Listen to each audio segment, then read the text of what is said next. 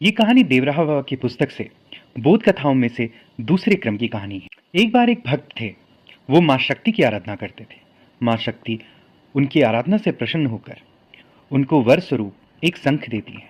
भक्त पूछते हैं कि माँ, इस शंख का मैं क्या करूंगा? फिर माँ शक्ति उनको कहती हैं, तुम्हें जो कुछ भी चाहिए पुत्र, तुम इस शंख को बजाना और तुम जो कुछ भी इच्छा रखते हो वो पूर्ण हो जाए। परंतु एक बात का ध्यान रखना, शंख को बजाने के बाद तुमको जितना प्राप्त होगा उससे दुगना तुम्हारे पड़ोसी को प्राप्त होगा। देवी वरदान देते ही अंतर ध्यान हो गई। भक्त शंख तो पाके बहुत खुश था, लेकिन उससे जुड़ी जो शर्त थी वो उससे मंजूर नहीं थी। भक्त मन ही मन ये सोचने लगा कि उसने वर्षों कठोर तपस्या की और उसे वरदान मिला और बिना कुछ किए उसके पड़ोसी को दूना लाभ हो जाएगा। ये सोच के वो बहुत परेशान था। उसे पहली बार देवी के न्याय पे संदेह हुआ। भक्त घर पहुंचा तो उसे एक सुंदर घर की कमी महसूस हुई। उसे लगा कि रहने के लिए तो एक अच्छा मकान होना बहुत ही जरूरी है। उसने मन में विचार किया कि उसकी जो कुटिया है वो गांव के जो सेठ है उससे सुंदर बन जाए। शंख फूंकते ही वो कुटिया महल में बदल गई और एक सुंदर महल सामने उसके खड़ा हो गया। भक्त बहुत प्रसन्न हुआ देख के। वो घर के कोने कोने में जाके देखने लगा। महल इतना भव्य था कि उसकी सुंदरता उसे बार बार आकर्षित करती। पर वो जैसे ही सिंह द्वार से बाहर निकला तो खुद को ठगा सा महसूस करने लगा।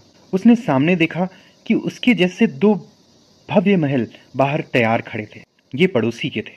उसका चेहरा बिल्कुल उतर गया था। वो बहुत उदास हुआ। मन ही मन सोचने लगा कि उसने इतनी कठोर तपस्या की और पड़ोसी को मुफ्त में ही दुगना लाभ हुआ और वो बेचैन रहने लगा। अब उसे धन की जरूरत थी। इस बार वो शंख फूंकना नहीं चाहता था। पैसे की तंगी इतनी ज्यादा थी कि उसे शंख को फूंकना ही पड़ा। देखते ही देखते उसके सामने हीरे जवाहरात एकदम बिखरे पड़े थे। उसने पता किया तो ये पता चला कि पड़ोसी के पास भी ऐसे दो ढेर हैं। इस बात से वो कुढ़ने लगा। पड़ोसी को अनायास ही इतनी सारी चीजें मिल जाना, ये बात उसे हजम नहीं हो रही थी और ये बात उसे खटकने लगी और इस चीज का कोई उपाय निकालने की उसने सोची। फिर वो पूजा घर में गया और उसने सोचा कि मेरे महल के सामने 4 कुएं खुद जाएं। शंख की बजाते ही महल के प्रमुख द्वार के सामने 4 कुएं खुद गए। उसके पड़ोसी के भवन के सम्मुख भी 8 कुएं बन गए।